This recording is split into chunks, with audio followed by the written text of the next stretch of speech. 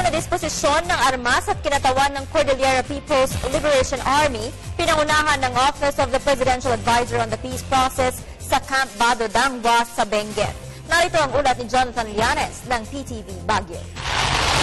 Bilang bahagi ng nauna ng kasunduan sa pagitan ng Government of the Philippines, Cordillera Badong Administration at ang Cordillera People's Liberation Army, isinagawa ng ikalawang hakbangin na nagbibigiraan sa miyembro ng CPLA na sumailalim sa Economic Reintegration at Livelihood Program ng pamahalaan.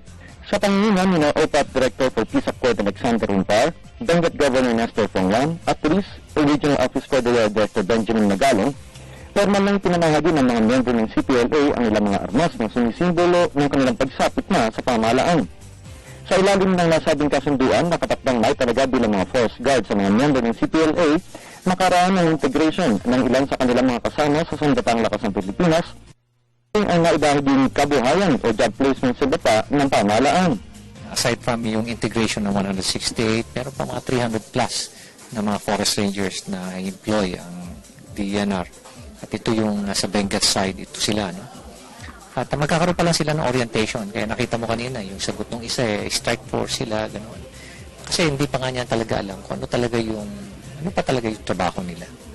Wala namang strike force sa forest ranger. They are there to guard the forest. At kung sakasakali man na meron sila nakitang illegal logging, they need to inform the Philippine National Police. Kasi kami lang naman ang may law enforcement power.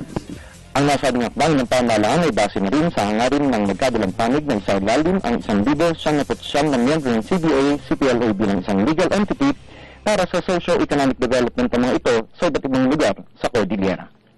Mula sa lungsod ng Baguio para sa Telebisyon ng Bayan, Jonathan Llanes.